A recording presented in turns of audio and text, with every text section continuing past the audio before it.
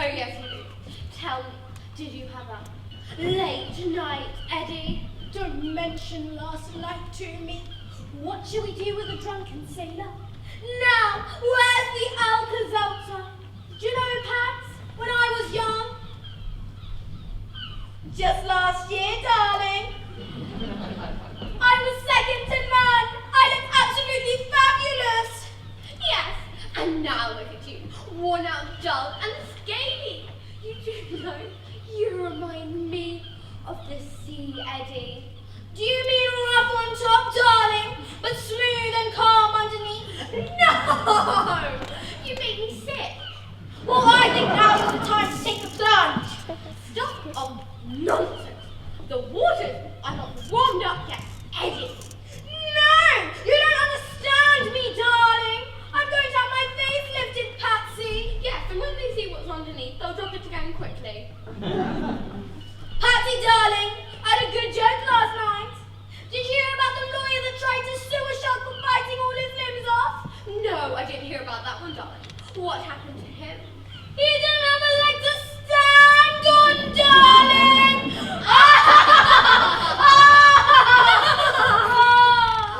Talking of biting, my tail is looking shocking, Eddie. Mine too. It's got pins and marks all over the edges. It's that wretched crab. If I get my hands on him, I will have him boiled, seasoned, and dressed in seconds. Now that would be a dream come true, darling. Dream. I had a dream, Eddie. Dream? What did you dream, Pats? I dreamt I was drowning in a fizzy drink. If it was champagne, then that would be a dream, darling. Afraid not, Eddie. It was fizzy orange. Turned out it was just a fantasy. I was out at sea the other day when lots of meat floated past. Must have been a bit choppy, darling.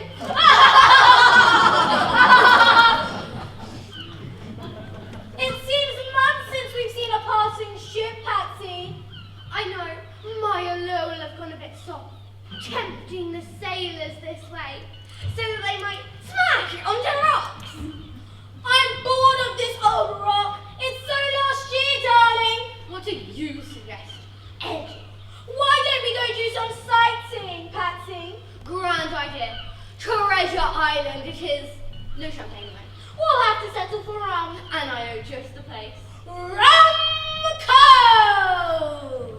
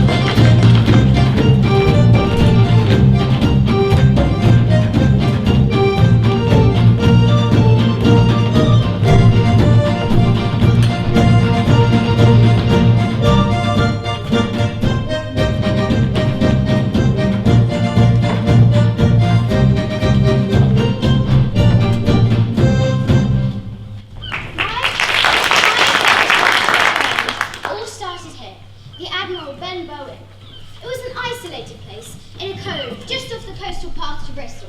My father, who lay with ill health above us, left the running of it to my mother there, and me, his son, Jim.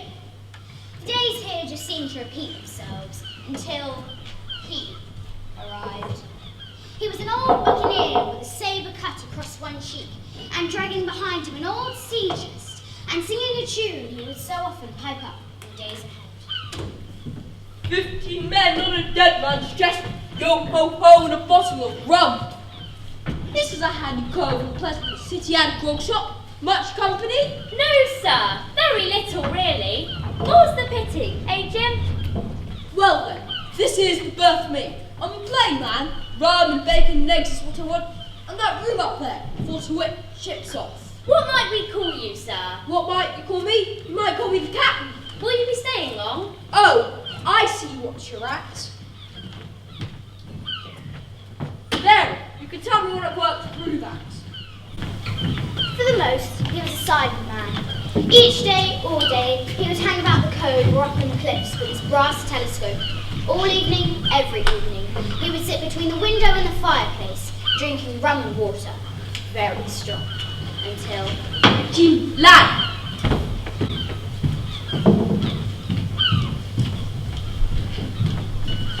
You see what this is? The silver fourth penny cap. Now here's one for you on the first of every month. But what's it for? Need you to know. Need you to keep an eye open for a seafaring man with one leg. One leg? And let me know quickly like if he ever appears. I agreed, and this is how it continued. Not week after week, but month after month. He had a strong presence which no other dared to go against or upset. None other except Dr Livesey. That is due to him being hard of hearing. Even after my father's passing of ill health, he did on occasions return to the Admiral Benbow for a drink with his close friend, Squire Trelawney.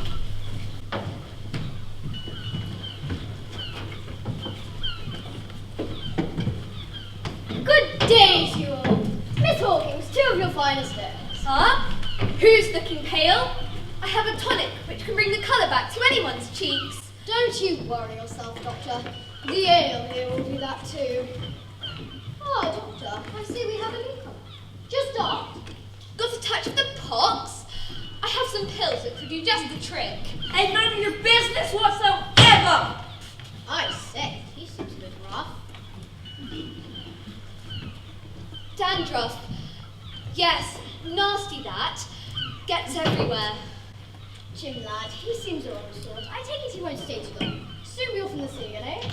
Got a pain? Well, let me have a look at it. He seems set on remaining here. More's the pity. 15 men on a dead man's chest! Yo ho ho, and a bottle of rum! Drink till the dead man's done the rest! Yo ho ho, and a bottle of rum! I have just one thing to say to you, sir. It is my medical opinion that if you keep on drinking rum, the world will soon be quit of a very dirty scoundrel. Why, lamb lover, I shall pin thee to the wall for such a remark! You would like to see me touch a shark? Put that knife away this instant. She is not only the doctor, but the magistrate. And if you should continue in this threatening manner, I promise upon my honour, you will hang. Time, please, gentlemen. Let's be having you away now.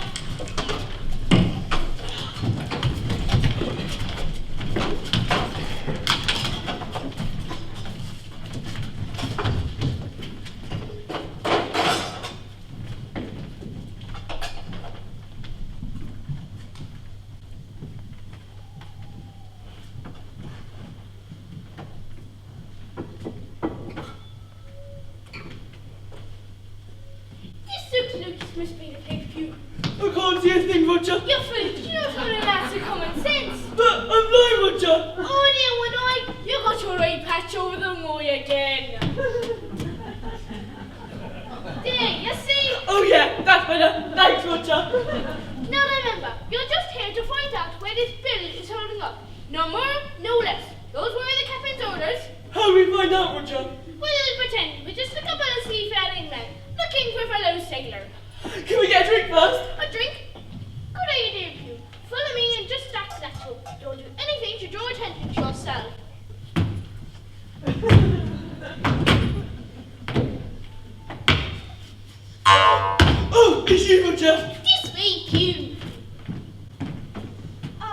Good evening, gentlemen. I'm afraid my mother's just called time. Does this mean we get no grub, Roger? Just saying, your mother's cold time. Cold time for what, may I ask? Why? Time for a drink. That's what our socks exactly. Time for a drink. 2 rums, please. 2 rums, please. I see what you did there, Roger. Very clever.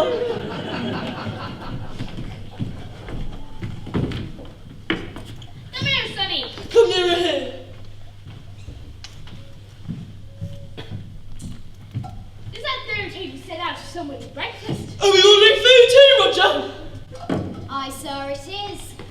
That wouldn't be set out for my bill now, would it? Ain't no bill staying in.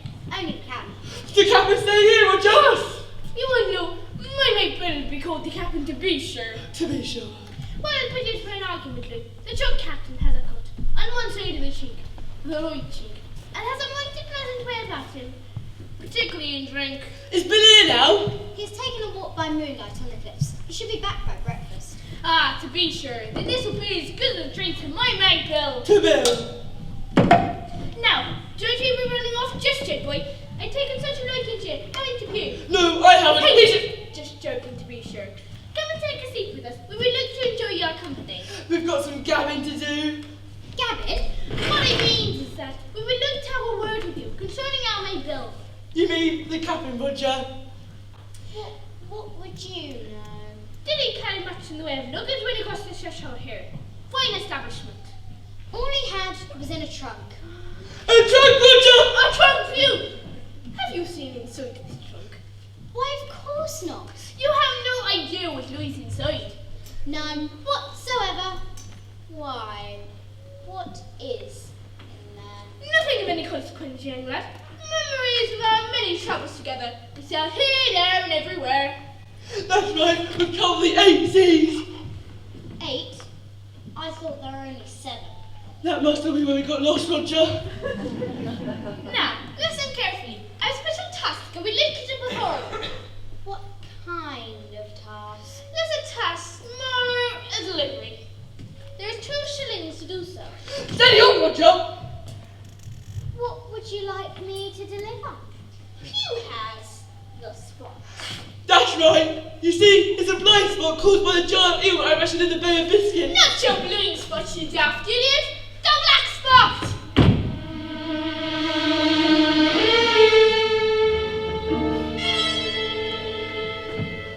Ah, yes, the black spot.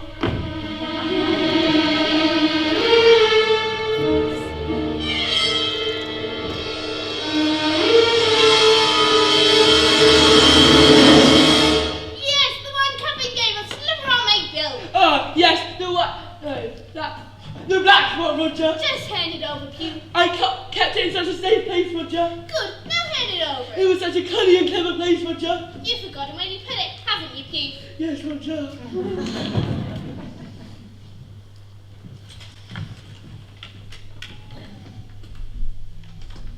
I take it this is for the captain. The boy catches on really fast now, doesn't it, Pew? Will you know what it means? To be sure, Pew. If it's clear as a bell, ding dong!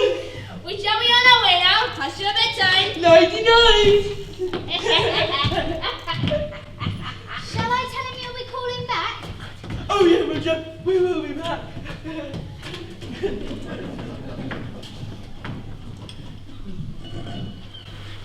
The captain returned from his night wanderings, warning of a great storm approaching from the sea. He was impatient to satisfy the hunger he had built, but that changed quickly when I relayed the news of the 2 visitors. The captain spun on his heel. His face had gone pale. Even his nose had gone blue. He looked like a man who'd seen a ghost. Jim, you saw those 2 seafaring men today? Jolly Roger and Blind Pew? Aye, sir. They 2 looked worse of them. Did they ask for anything? They did ask about one thing, your... My sea chest! Yes, they talked about it containing memories. That is no lie. There is more. Much more. Jim, you're a trustworthy lad, and I'm going to ask for some of that trust from you. What is in the chest, Captain? I sailed with old Flint's crew. I was first mate, I was, and as captain said they're dining me, can find me the whereabouts of his treasure. I'm the only one who knows where it is, for I have the map.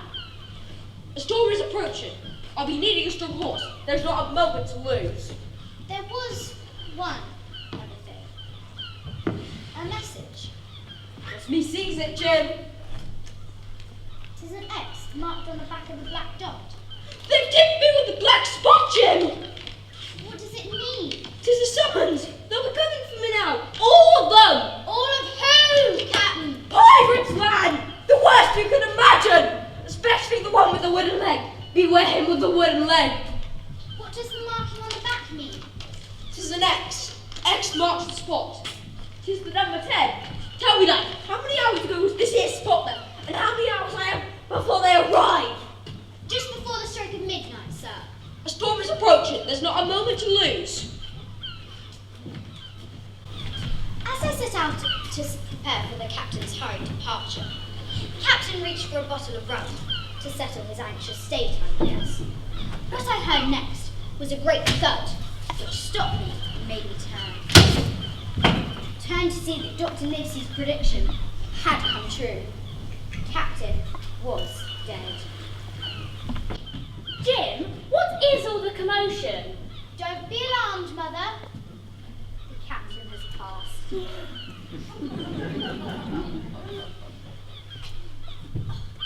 What are you doing, Jim? Show some respect. I must find it. We only have until 10 and then they'll be coming for us. I must find the key. Who will? Why 10? The key to what? The key to the sea chest, Mother.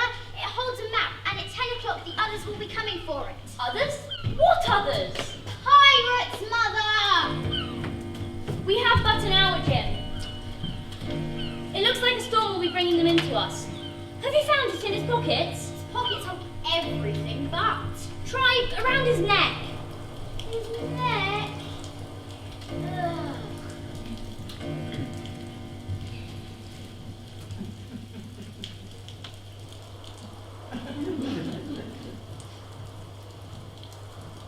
It is, Mother. I found it. Quick, to the sea chest. Give me the key. The lock is stiff, but I think I can. Certainly was a well-travelled man. There's everything in here. Clothes, compasses, trinkets. But no sign of a map. Dig deeper, Jim. I found it. The map? And a bag of coins. I shall be taking those for all that he owes us in his board and lodgings. They are here. There's not a moment to lose. We must take them somewhere sensible and safe. Dr. Livesey, Squire Trelawney, they'll know what's best.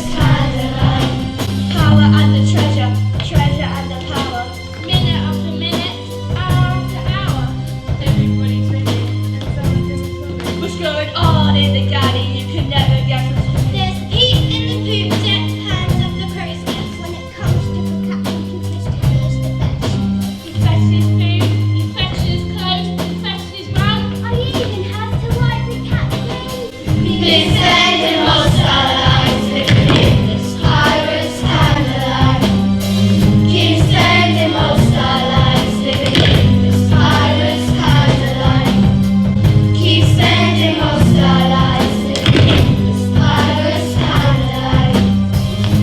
spending most our lives living as pirates kind of life. We'll tell you what life's like to be at sea. It's a life that suits the boys and me. We're living our lives out at sea, looting the ships in piracy!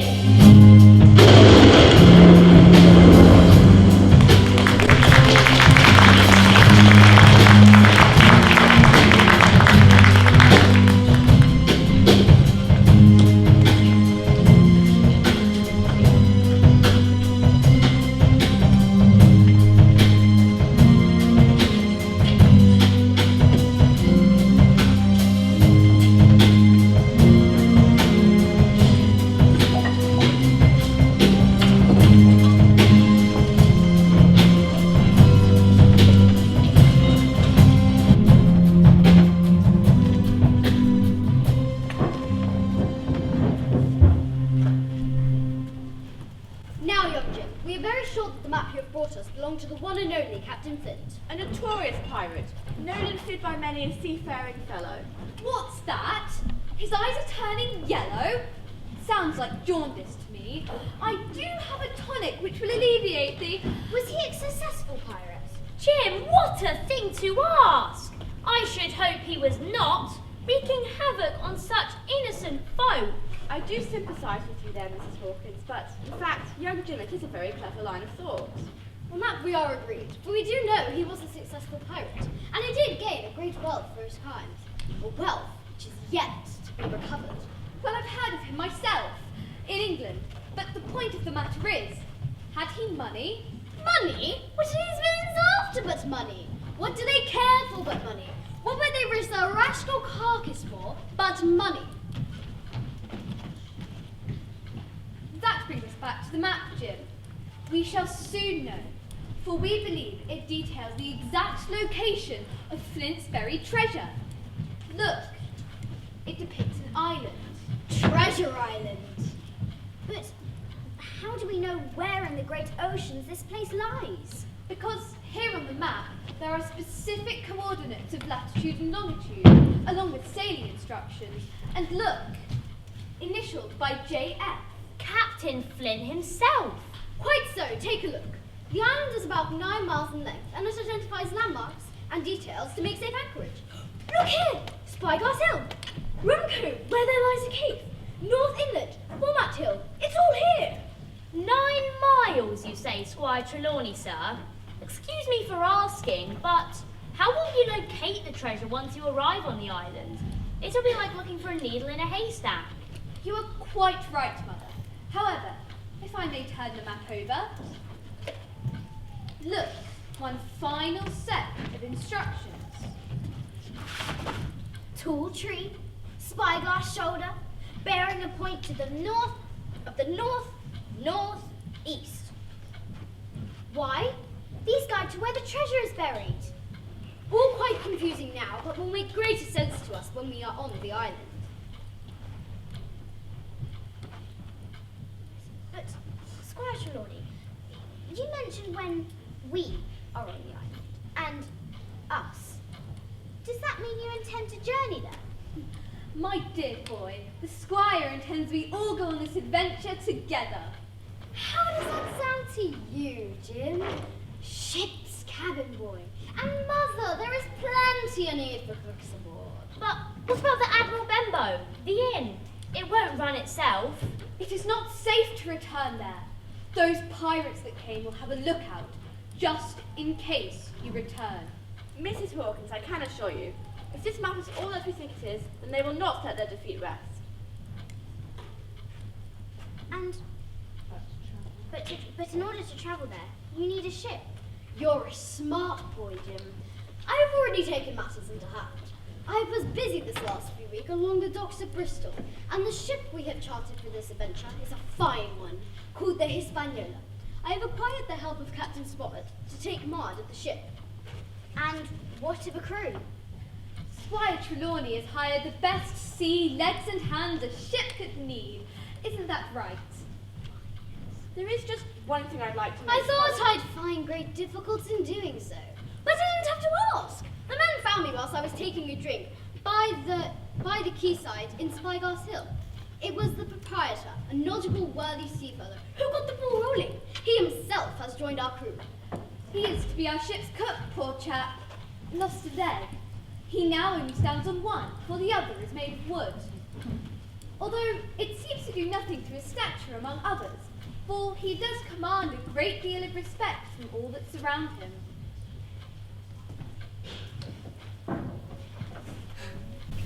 The old captain's warning had come back to me. Beware of a seafaring man, one day. It was one I should have paid more heed to, for as we set out to discover this treasure island, the crew Squire Trelawney had employed in Bristol were making their own plans, which did not set the same course as our own.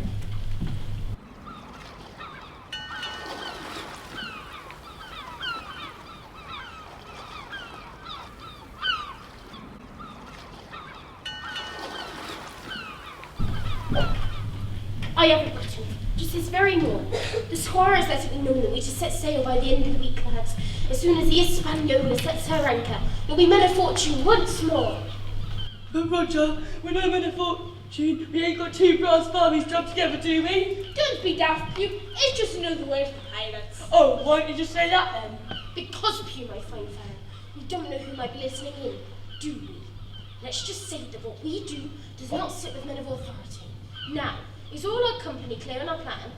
Not really, Silver. I mean, why isn't it we just don't take over the ship as soon as we leave the port? I don't really get it. My thinking exactly. Misfit? A misfit? A mishandled? Well, I don't know, whatever your blooming name is. It's Miss Haynes, isn't it, Miss Haynes? We were crew on Captain Harrison's ship together. You may not remember me. I had more teeth then. Oh, less conversation, a little more action if you please. Quite right, Hound Dog. Now tell me, Peter, in your great wisdom, if you were to take over the ship as soon as she sets sail, where are you expecting to take her? That is a very interesting question, Silver, and one I would take great delight in answering for you. However, at this moment in time, I don't seem to have one. I don't see what all the fuss is about. We'll just make her tell us. It's easy, innit? After all, that's what we persons of fortune does, ain't it? That's right, Miss Haynes, except I should like to be careful this time. My mum said I should try and avoid any unnecessary violence. Well, a hard-headed woman, a soft-hearted man, been the cause of trouble ever since the war began. Oh yeah, ever since the war began. Ah! Listen to Silver! Listen to Silver! Listen to Silver! Ah! A wiser person might hold their cards closer to their chest, just for a little longer. But Roger, we don't have any cards, do we? Well, if you are, certainly I'm playing with the full deck. What I'm saying, shipmates, is why give them any reason to be suspicious? We can wait, let them navigate us to the island. Nice and easy does it. And once we are there, we can override, over the rainbow. We can take down their flag and jolly hoist Roger from the mast. Not too hasty, Pete. Once we get there, we then have the trouble of finding the old Flint's treasure. Don't be silly. We'll have the map by then. The land I will wait then. Or we'll do the It's simple. Or we could wait. Let them go to the trouble of finding the treasure, bringing it aboard the ship, safely tucked away in the hold. That does sound a good idea. I do need to be careful on lifting heavy items though. My mum said it runs in the family. Her dad had it and so did his. Memories pressed between the pages of my mind. Ah! Give it a rest! Give it a rest! Give it a rest! Ah! Shipmates, if I was having my mind in this matter, I'd play it ever so careful like. I wouldn't raise my hand until they were on the ship's course home and we were on the trade streets. All here can very well sail a ship, but none, as I know, can plot a route of return. What will we do when they take over the ship, Roger? There is only one fitting end pilot may offer. Ah! Walk the plank! Walk the plank! Walk the plank! Ah! This is all very well, but I do not like the idea of taking orders from some busybody, toffee-nosed captain. The orders you'll be taking will be my orders, and my orders are to do exactly what Captain Smollett requires of us. Think of it that way, and only when the time is right will we make our move. That does sound a good plan, Captain Silver, but do you think they will fear us when the time comes? Terry, show us your scary pirate face. Go on, Terry, frighten us. Grrr! Terry, are you sure you're a pirate? I think I better keep practicing then. I think you should, lad. We're all gonna end up. Ah! Hanging from the yardarm! Hanging from the yardarm! Hanging from the yardarm! Ah! Listen, there were some that were feared by Blackbeard, and some that were feared by Captain Flint. But when I was on Flint's ship, Flint his own self was sailing me. Duty is duty, and only when the time is right will I give my verdict of death. Well, Q, it looks like we'll be on our way. On the way where, Roger? Ah! Buried treasure! Buried treasure! Buried treasure! Ah!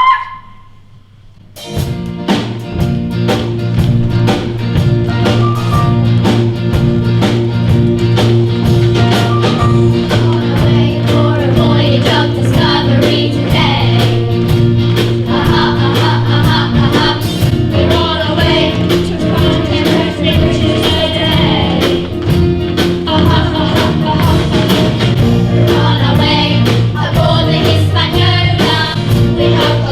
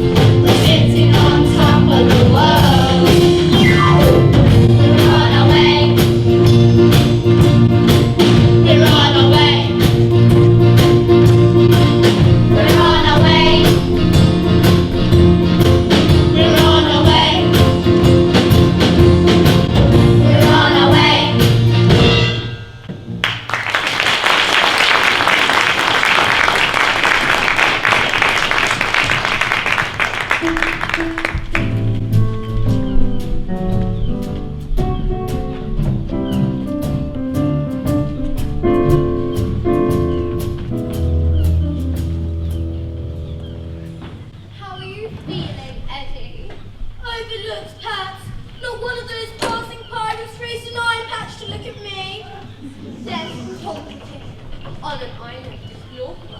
Competition? What competition? What do you mean, darling? From that Love Island, a real beauty. What? Good gracious, Patsy. You don't mean that page? Beauty? I think not. She's no beauty, darling. She's got a face like a rare Chinese vase. Minging! Not her. The younger one. Gemma. Gemma? But she's nothing but fish bait. Yes, the one that started hook and sailors. Oh, jokey. Hey, you. I haven't given up on it yet, Patsy. You wouldn't have wanted my goose. Oh, on, Pat. It couldn't have been that bad. Every day, my father used to make me walk the plank. Why was that? Were you a rebellious youth? No, you couldn't afford a dog. When I reached my teenage years, I went on a once-in-a-lifetime holiday. And never again. It seems ages since we've seen that pussy pirate on the island. We do miss him, don't we? Well, with no male interest around, I sure am feeling a bit helpless, darling. Why don't we try that new lagoon bar by Whitewood? Popped along the other evening. Does it have a yummy menu? How was it? Poor service, Eddie. I waited an hour for my starter. Obviously not a rocket salad then, darling.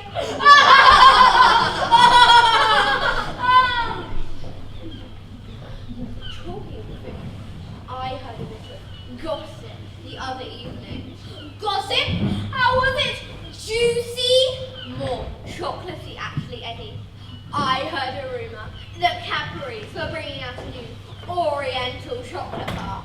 It could be a Chinese whisper. Oh,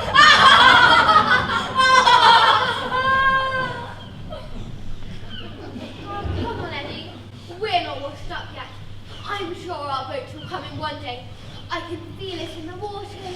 The only thing I can feel is that blasted crab nibbling on the end of my tail. Darling.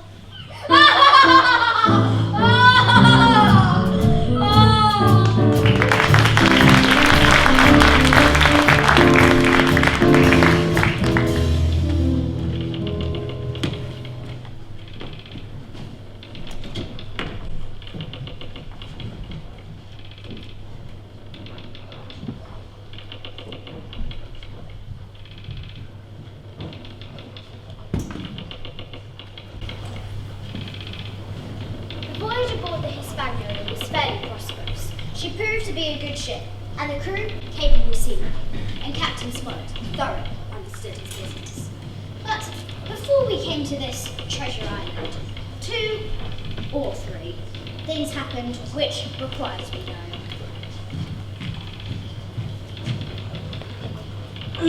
Roger, I've had tell of many sea monsters aboard the ship. I knew they say they creep up on deck and look around for people to eat. Don't be so silly.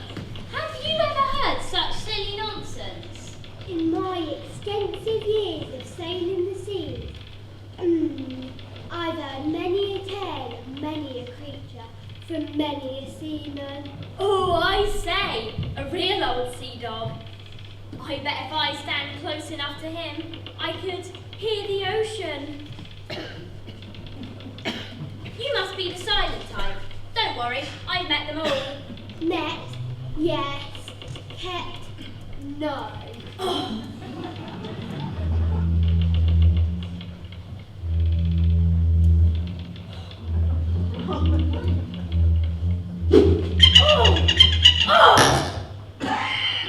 I say, you're as fresh as fish, you cheeky sailor. I can't tell that fish is good for the brain. Well, yes, I eat it all the time. Oh well, there goes another theory. Oh.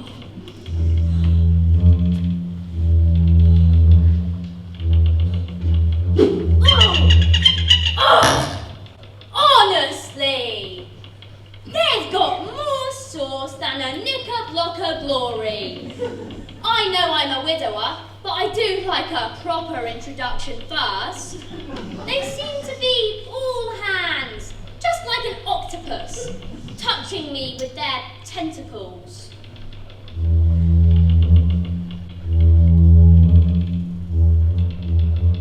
Oh! That's it! Enjoying the are we? Enjoying the view? That's not all he's enjoying. He winks just like that pirate, Simon Cowell.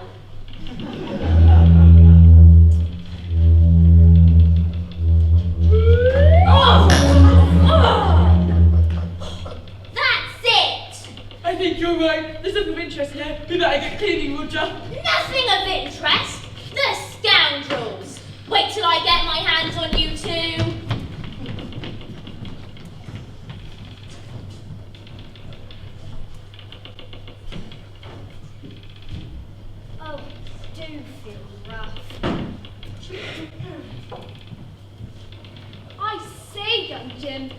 You do not look very bright at all. Still trying to find your sea legs, eh? I am feeling quite sick, sir. A sound idea. Find a place to sit. If I were you, I should just close my eyes and listen to the sounds on deck. That should do the trick. Thank you, Doctor.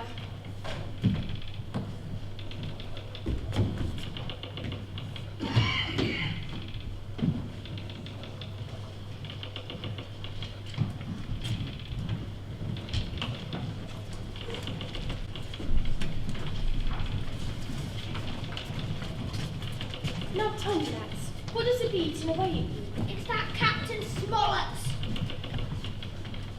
Captain Smollett! Aye, that's right. Now does that be all? Well, and what about the island? We've been at sea for weeks and still not son of the island silver. Aye, that's right. That's right. There's been rumours that there is no island. It's just another one of Flint's wild goose chases. The old devil's probably looking down at us now. Laughing at us. Aye, that's right. And what about the map, Silver? Have you seen it? Do we know if it even has instructions to find the treasure? Aye, that's right. We have no discussion terms. How are we going to be splitting it? Who's going to get what share?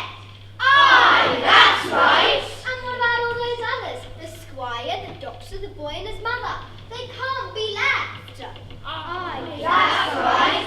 They know who you are. It'll be the gallows for us if they live. Aye, that's right. We could lock them up in the gallows and starve them until there's nothing left but skin and bones. Aye, that's right. What about we make them walk the plank and feeding them to the sharks? Aye, that's right. I fancy we tie them to the crow's nest and use them as target practice. If the shots don't get them, the fools certainly will. Aye, that's right.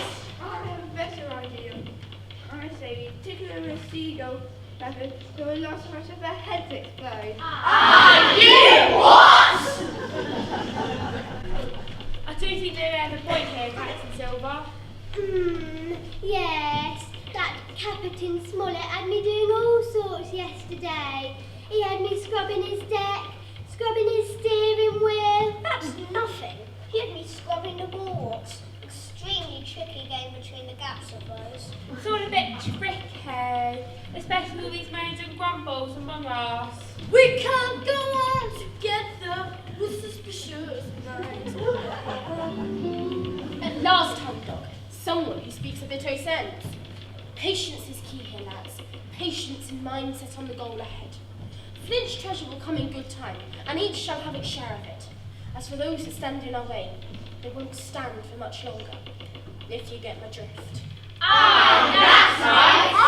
Cut them in pieces, cut them in pieces, I'm in pieces. Ah! Quite right, Camp Flint. Now to those others, Smollett is the captain, and I am just the ship's cook. But to you, I am your captain. I am the captain of the Hispaniola. He's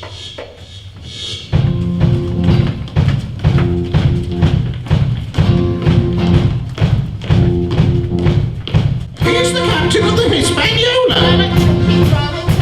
So soothing, he's moving, he likes to take it golden. How tasty, happy, proud, vanilla, I drink that snapper. He wants 16 pints of rum and then he goes, more, more. The answer, on price. He says it ain't. Gun his pocket, eyes on it. He's got life, he's got stuff, he's got shit all on his own. He's so mean, he's a bang, when he drinks, rum, rum, rum.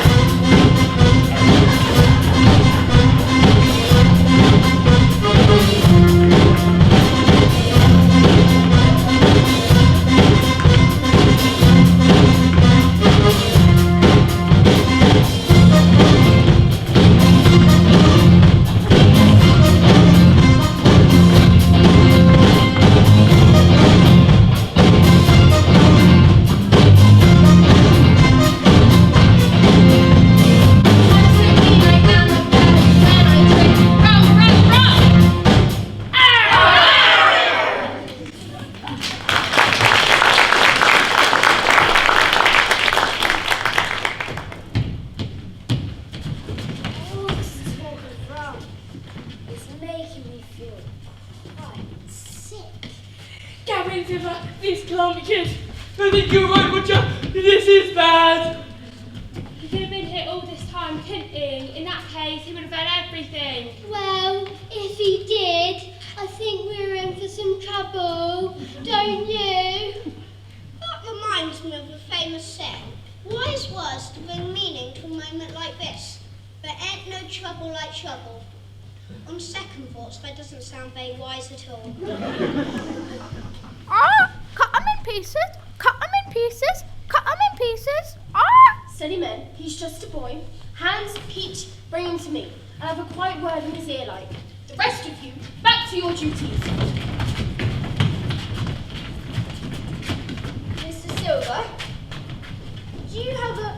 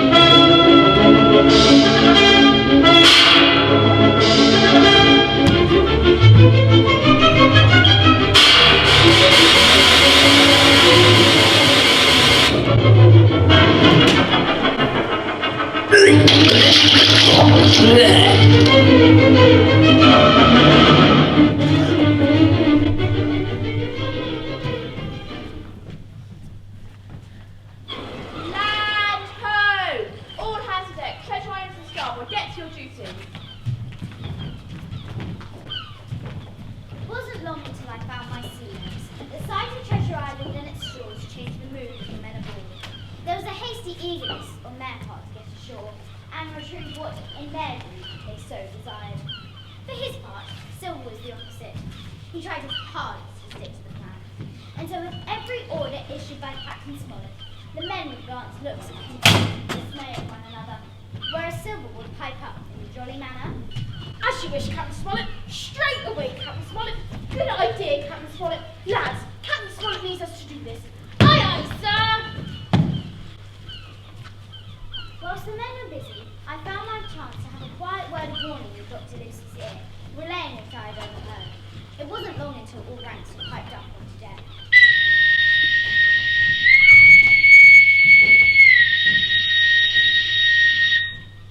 My lads, I have a word to say to you all. We have reached our destination to the presence of every person who has done their duty above and below.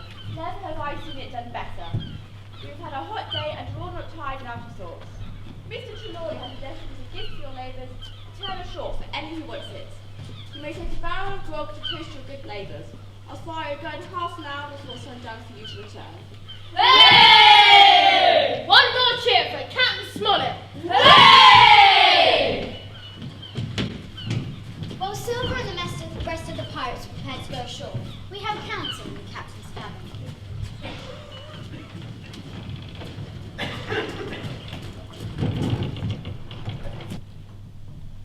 Sir, I fear if I risk another order with these men, it will all fall apart. Got a weak heart? I have a diet which should do just the trick, Smollett. Don't worry, Captain. The trip ashore will give Silver a chance to address them. From what Jim has told us, he is just as keen to keep peace as we are. For now, that is. What will we do once they go ashore? Will it depend on how many leave the ship, sir? Very good, Jim. If they leave just a couple, we will be able to overthrow them and take command of the ship. And if it is more? There is a stockade on the island. We will collect provisions and weapons from the hold and retreat there as they come ashore. Would we be safe there? Safer than barricading ourselves in the ship, I would think. This is the plan the head settled upon, transferring all that we needed through a series of boat trips to the stockade on the island. However, I chose a different course of action. I don't know why I did it, but it proved to be to our advantage. I stowed away with the pirates on the island and then fled to explore.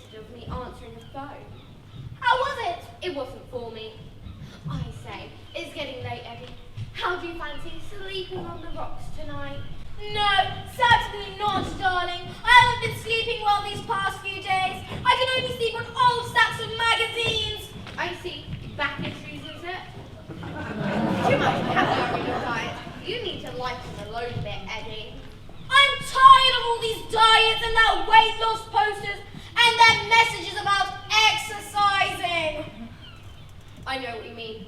How about this one? I don't stop when I'm tired, I stop when I'm done. The only time I feel like that is when I'm in a Chinese buffet. Look at all these young celebrities. They have it all, Eddie. We were there once. It's trash, darling, which is where that magazine will be in a few days. We have class. You're right, Eddie. There's a fine line between classy and trashy.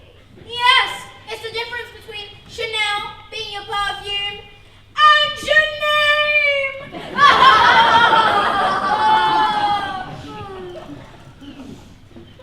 Why don't we go and watch the turtles coming in at Skeleton Island?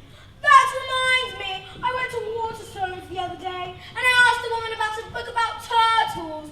Hardback, she asked. And I said yes, they have little heads.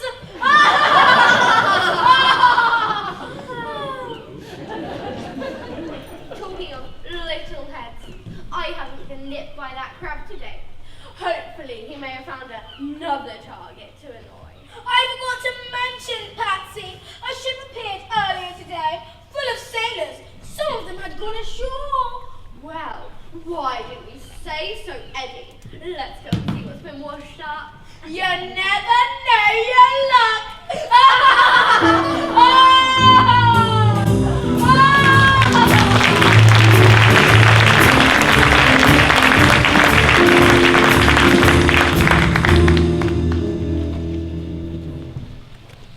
Roger, we found Treasure Island. We're on Treasure Island, but I don't see no treasure. We just have a quick difference in that. Shouldn't we start looking? I don't mean to be funny. I don't really need that now. It's going further than we are. There could be a manner of dangers out there if we don't know where we are going. I might go the wrong way, do an oopsie whoopsie, and fall in some quicksand. Oopsie whoopsie! Oopsie whoopsie! Oopsie whoopsie! That's right. It's not just those sort of dangers neither. There could be strange creatures unknown to humans which have inhabited this island for thousands of years. If looking for trouble, come to that place.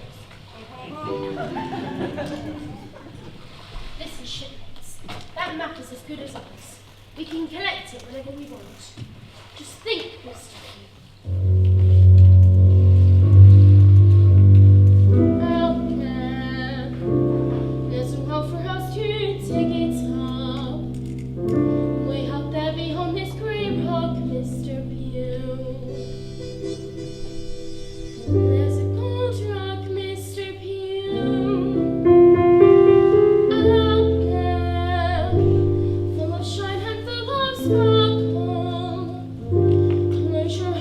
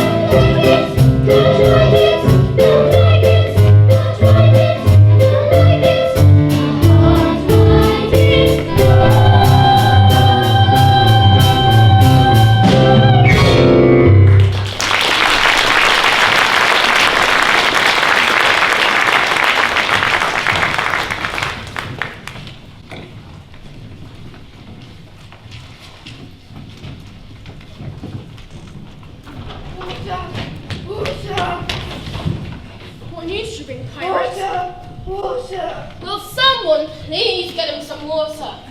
Water. What are you waiting for? Let him have it. Water. He'll tell us what's been going on. Captain Smollett, Dr. Livesey, Squire Trelawney, Jim Hawkins. Yes, what about them? They slept the ship, loads of weapons and provisions, and they crashed.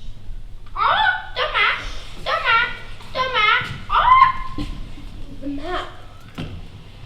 Change of plans, shipmates. We need to split up and start combing the island. Oh, but Captain, I haven't got a... Don't! Don't. That's what you say. Give me strength. Mr. Pugh, Mr. Roger, return to the ship and keep it safe. Await my further orders. Aye, Captain! The rest of you, follow me.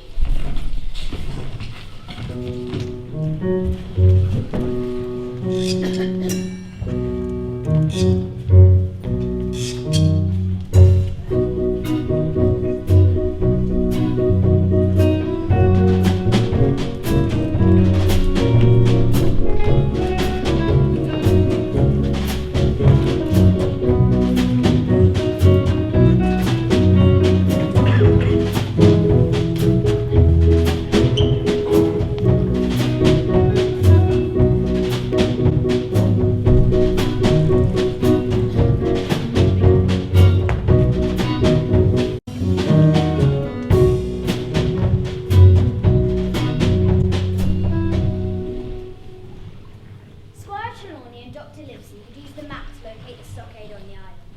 I felt sure they would be safe. As I set out on my own search to locate this, I became aware of a figure fluttering through the vegetation to my side. At first, I considered it to be a beast, and I its prey. But this notion changed very quickly when it flung itself at me on bended knee. Who are you? Ben Gunn! Poor Ben Gunn I am!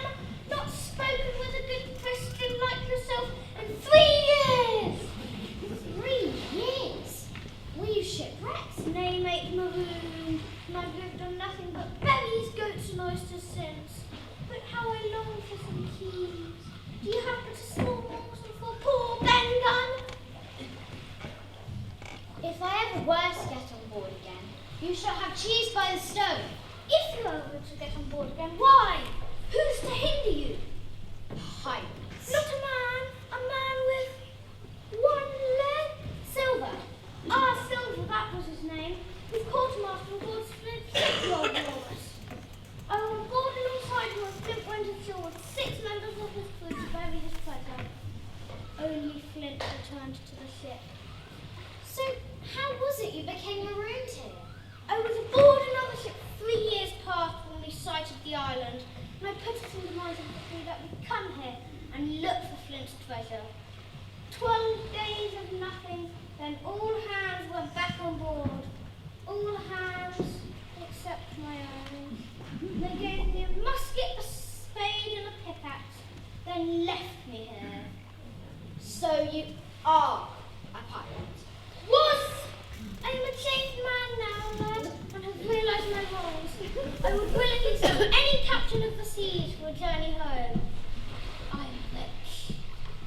I do believe your sincerity, Ben Gunn, and I can assure you Squire Trelawney is the most liberal of men, who would see it as his duty to offer you passage. Besides, we need all the help we can get to bring the vessel home. But that is neither here nor there. Well, how are we supposed to get on board the Hispaniola? What does they call you, lad? I'm Hawkins. Jim Hawkins. You're a good lad, Jim, and from all I can make up, you're all in our clothes here. To say the least.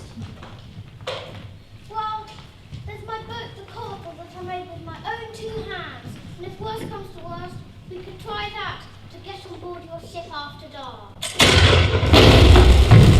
Stockade! They've started to fight! Now all will be lost! Don't worry, my friend Jim. Ben Gunn knows where to go.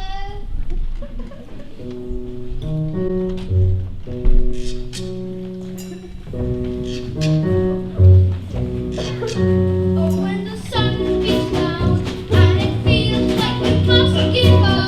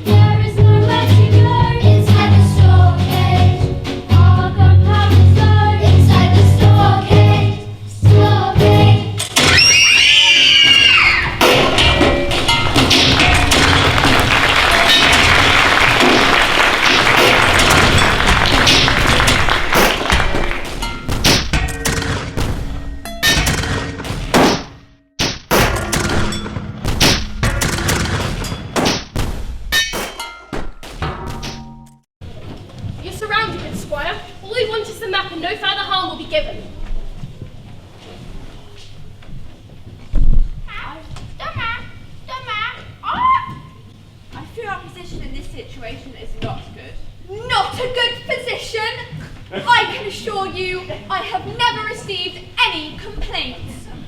What will become of us, Squire Trelawney? And what of my poor Jim? I wish I knew. Dr Livesey, take the map and record the directions in your notebook. How will that help? My dear woman, if the map they want, then the map they can have. I believe you are right, sir. Captain Smollett, collect all the provision you may possibly carry. Let us prepare a sign to demonstrate our surrender. We will leave the map here in the stockade. We will negotiate our exit as they make their entrance. That way we can make it some distance away from here. In case it may be a trick. Wise thought, Squire Trelawney. Captain, do you think they'll surrender? They have little choice. They are surrounded and trapped. I do hope we don't have to keep firing. The smoke is tickling my throat and nose and making me feel all hot and sweaty. It feels just like a Fever! In the morning, a fever after the night. I'm not so sure they're going to give up. Look over there. They're putting the washing out the window. Don't be such an idiot. That's a white flag. They surrender. Name your terms. Name your terms. Name your terms. Name your terms. We will leave the map here in the stockade. We just ask for safe passage out as you come in to retrieve it. That's all very well, but how do we know I'll be there when we're going to retrieve it? Because unlike you pirates, Squire Trelawney offers you the word of a gentleman. Well, that's a rare mama. Well, that's a rare review. Very well. On the count of 3. 1, 2, 3.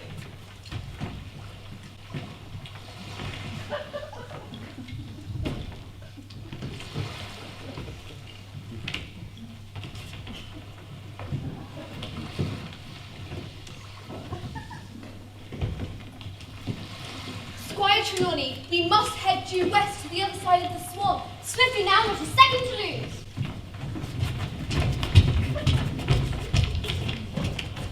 Captain, I can't believe it. Can you believe it? We've got the map.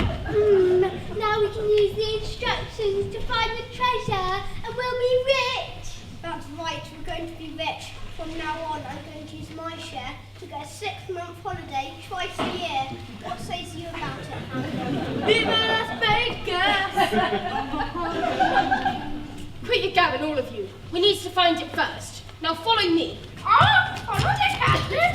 Follow the captain. Follow the captain.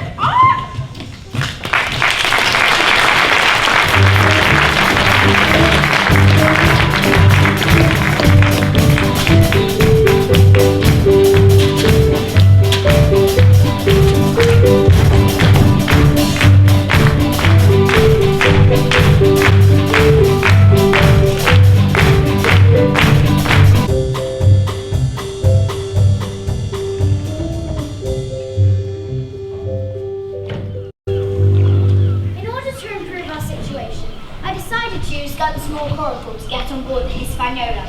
I waited until the cover of night descended. Silver had left 2 men aboard, and after hearing a well-acted story on my part, I reckon would assist me in moving the Hispaniola away from Skeleton Island, round the top of Treasure Island, and safely anchored at the North Inlet of Run Home.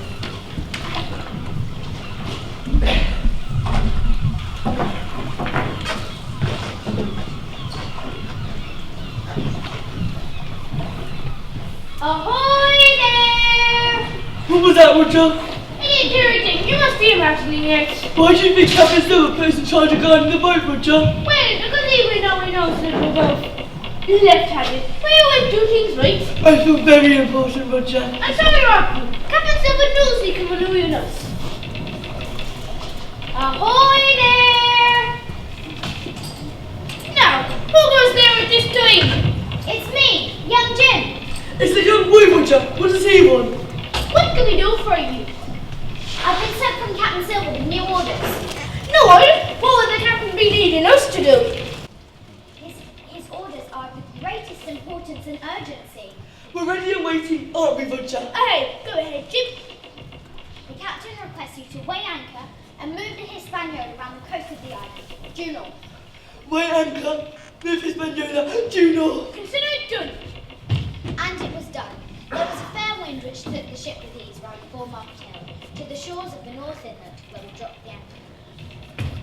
Did the captain have any other instructions for us? Funny you should say that, for he did have just one other set of instructions.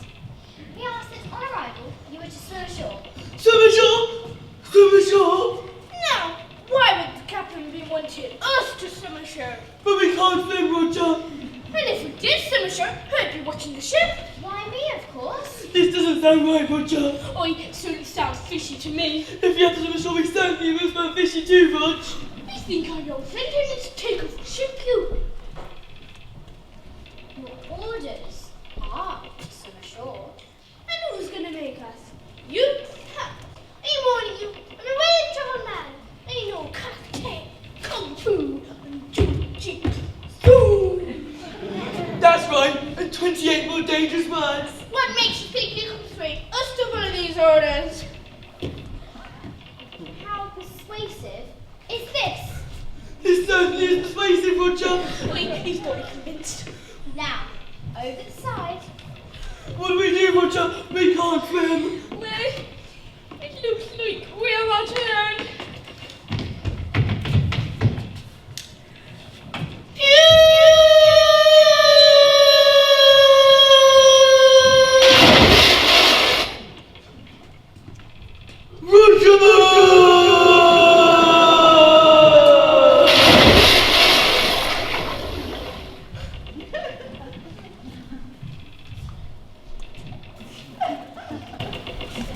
My next job was to return to shores myself and bring news to Squire Trelawney, Dr Livesey, Captain Smollett, and Mother of our command of the ship, Ben Gunn, and the treasure.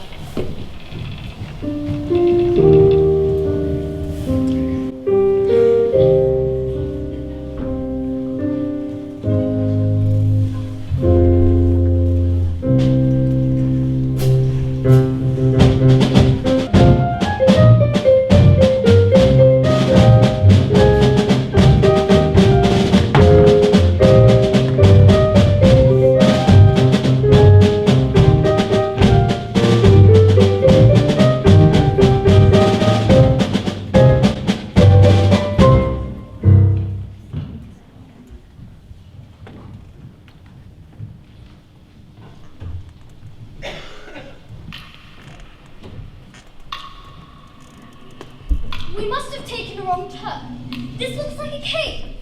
Feel a burn? I think you'll do after that climb. This is so warm. Let's sit down. Here. Have a bit. Now you're talking. I do remember a cave marked on the map at Skeleton Cove. I wonder why Flint called it that. I heard it said that to keep his treasure a secret, he killed those pirates that assisted him in burying it. Then maybe this is their resting place. I don't think they're resting. Look! Oh my goodness! I'll shield you, ma'am. Oh, you are a gent, Captain Smollett. Dr Livesey, arm yourself!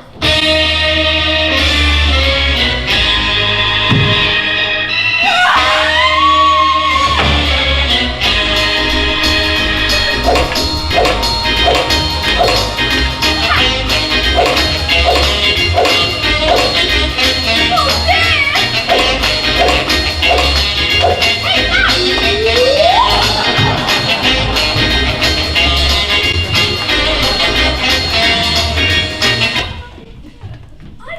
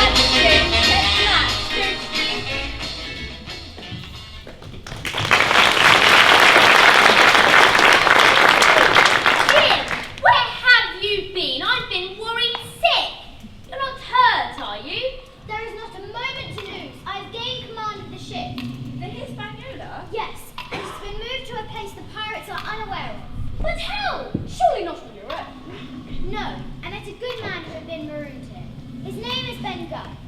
This is a story for later. Right now, you must return to the ship and get her ready to sail. I have a small schooner hidden by some palm leaves on the shores of Rum Cove. But what about the treasure? The pirates are searching for it now. Gun is after them. I must help bring him back aboard the ship. The pirates have the map, Jim. They will retrieve the treasure after all. I'm not sure the map is worth the paper it's written on anymore. Ben Gunn has seen to that.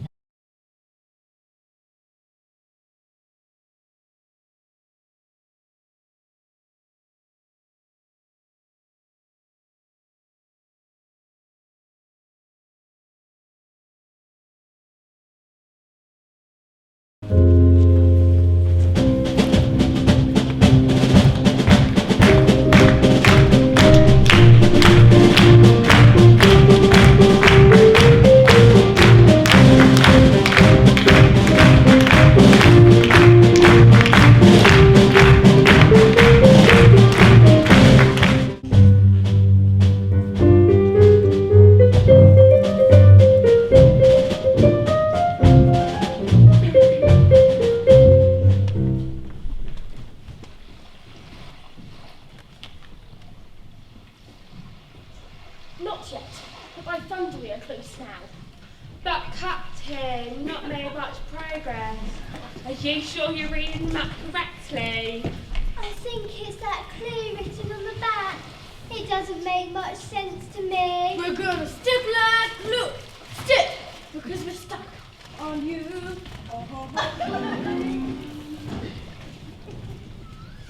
It makes little sense, Housewife. It's N-N-E-S-E. By E, I mean exactly sense clue. Tall tree, spyglass shoulder. This has to be the place. It's that next bit that's got me baffled.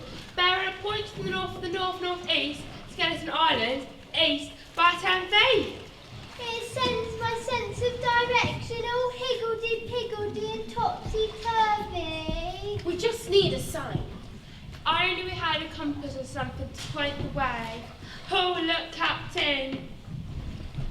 Oh, it's horrible. I don't like the sight of it. It's a bad omen, a curse on us all. Come on now, Pete. You're frightening me. What have you seen? It's a skeleton, a skelly thingy. You know, a skelly. Oh, look over there. Some parlophones joined together.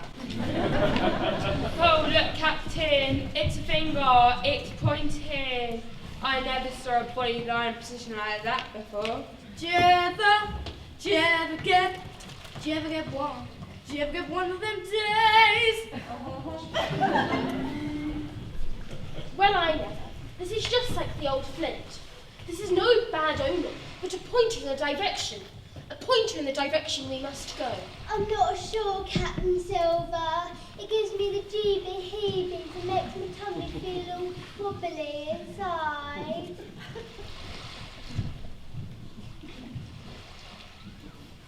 15 men on a dead man's chest. Yo ho ho and a bottle of rum. It's Flint's spirit, Captain. A ghost. He knows we're after his treasure. Ooh, Darby McGraw, fetch after rum, Darby. I know them's words. Them's were the final words Flint uttered before he died.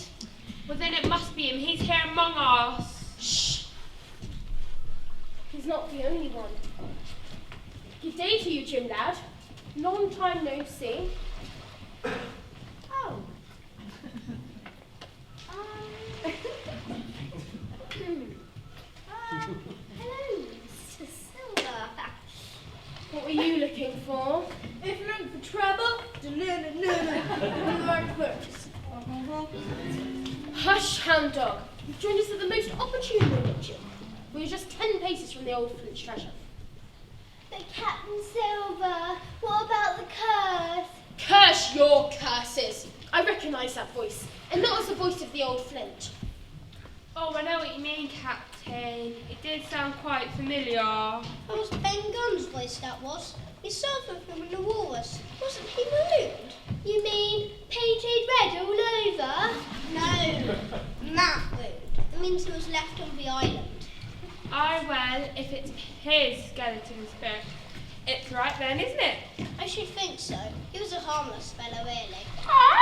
10 paces! 10 paces! 10 paces! Ah! Quite right, Captain Flint.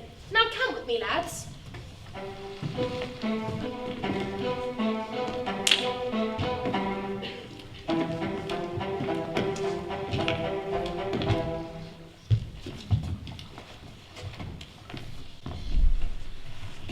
Wait a minute. What's going on? The treasure's been dug up already. There's no treasure whatsoever. Just a picking pickaxe. I don't mean to be funny, but it does look freshly dug up to me. Stand behind me, lad, and get ready to act. This is not going to end well. Ah! Treasure at last! Treasure at last! Treasure at last! Ah! What's he on about? There is no treasure. Unless he's copying what he said here earlier. But if the parrot was here when the treasure was dug up, then so was Captain Silver. You've betrayed us, haven't you, Silver? I bet that boy is in it with you. You're a cheat, a scoundrel, a wicked man. You're the devil in disguise. Yes, you are a devil in disguise. We've come too far to be cheated from this. If we get rid of that boy, that leaves the odds greatly in our favour. Shipmates, how could you think your dear old pal Silver would do such a thing? Not another word. Let the boy have it hand. Oh no, my shirt. It's ruined. Oopsie whoopsie.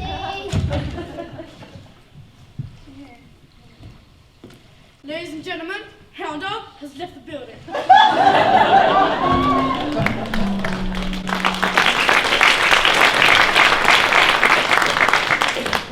Thank you, Mr. Silver. Ben Gunners, I live and breathe. I am a changed man now, Silver. You and me both, Ben. You and me both. Jim, lad, I'm in your hands now, begging for your pardon. But I trust you will tell Trelawney of my actions here. I will, Mr. Silver, as any honest man should. Now, where are our bearings, you, Jim? To the Hispaniola.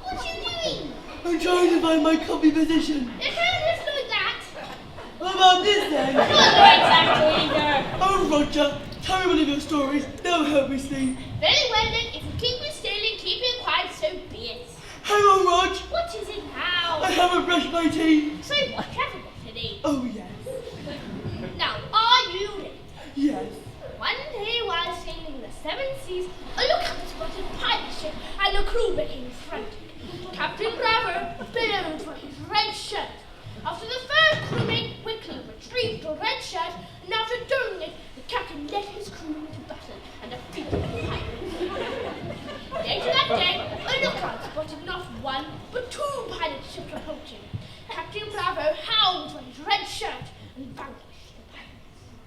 Later that evening, all the men sat around on the deck, recanting their day's triumphs, and one of them asked, "Captain, why do you always ask for your red shirt before each battle?" The captain replied, "Because if I am wounded in my attack, my crew won't lose my bleeding and will continue to fight." The crew sat around on the deck and marveled at the courage of their captain. As dawn came down the next morning, a lookout spotted not 1, not 2, but 10 pirates. The rank and file all stared at the captain for his usual request. Captain Bravo calmly shouted, "Bring me my brown pants!" Oh, Roger, that reminds me of a joke. Go on. Why don't sailors play cards? I don't know. Why don't sailors play cards? Because the captain was always standing on deck. This is quite comfortable, Bill. I'm feeling quite tired now. Yes, I'm tired. Who else has hired that horrible cabin? Yes, it's a right slave driver, he is. And we lost in the ship. Yes, I don't think we should go back. You? No, Roger. Wait, that's it. Thank you. No, Roger.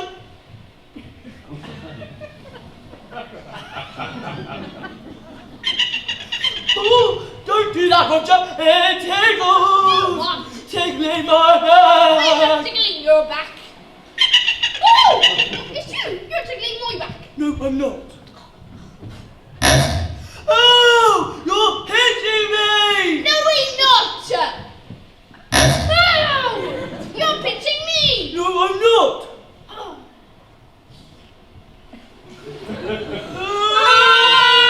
Help! Help! Let me out! Get it out! I think the tide's coming in. So what? We can't get out. We slipped out to sea. You should not go on best tide this out. Ow!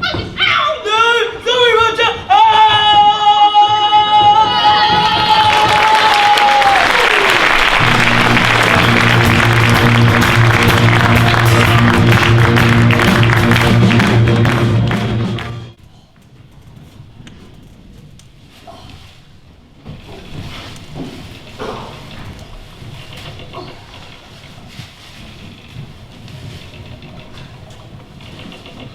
Well, my friends, I'm pleased to say that is the last of us aboard the ship. What an adventure. And what a part you have played in it, young Jim. It was not all just down to me, Cap. If it wasn't for Mr. Gunn here, we would not be leaving the island with the treasure in our hold.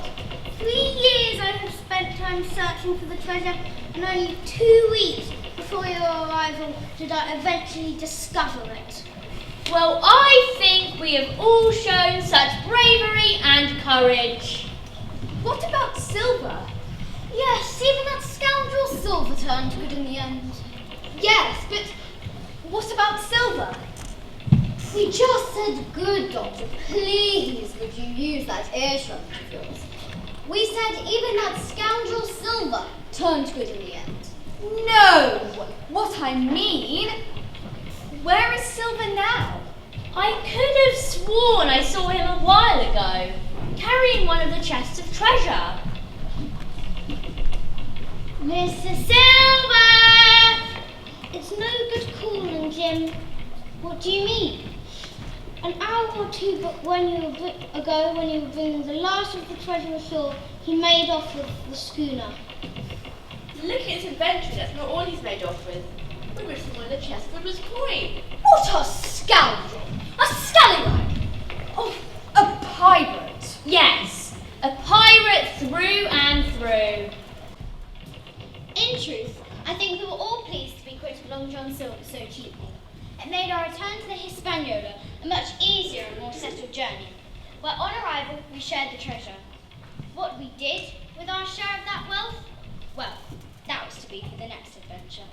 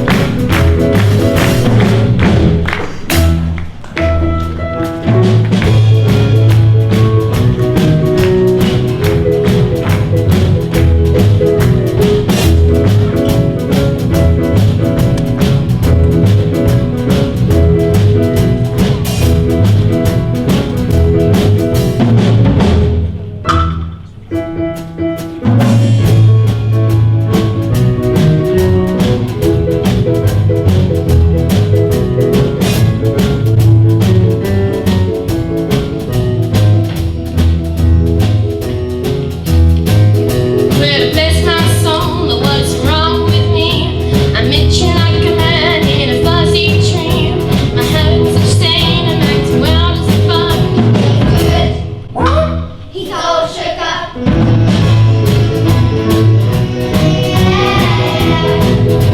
He's all shook up. Well, my hands are shaky and my knees are weak. I can't seem to stand on my stone cold feet. What do you do when you have such luck? Good. He's all shook up.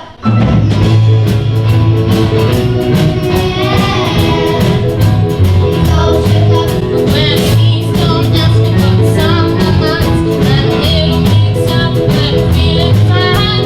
I don't want your one's body and mind, and I'm cheap and commit some crime that feels like myself and it's gonna try right. My house so dry and the volcano is hot. All I really need to do is take a shot. More than one shot.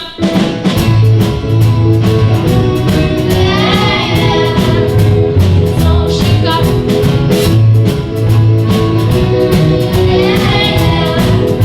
He's all shook up. Row faster! Row faster! Row faster! Oh!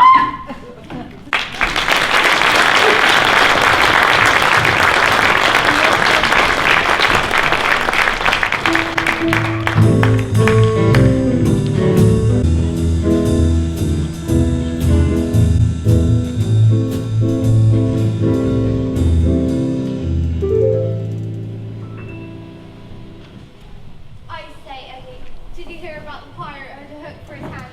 He met his end. Well, he wasn't exactly in his prime, darling. Not like us. What was it? Drowning? Worse than that. I heard a crocodile got him. Well, I suppose it could have been worse than that, Patsy. How, Eddie? How could it have been worse than that? Well, he could have used the wrong hand to wipe his bottom.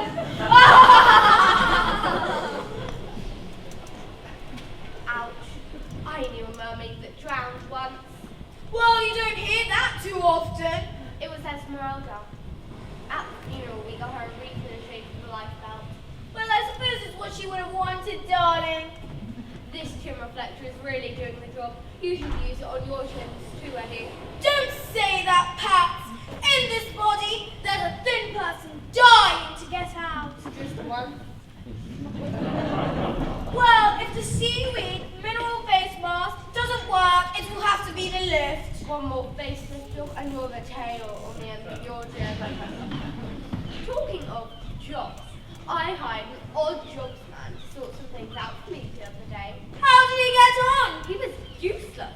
I gave him a list of 8 things to do, and he only did numbers 1, 3, 5, and 7. Well, never mind that, Pat. The ship at Treasure Island did leave something behind for us. I suppose it was the usual pollution these pirates leave behind them these days. No, it's something that's going to tick the top boxes on our wish list. Well, that would be a man and... Yes! A man each! And an end to our crab problem!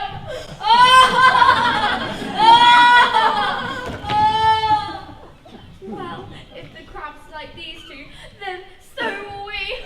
They always did have good taste!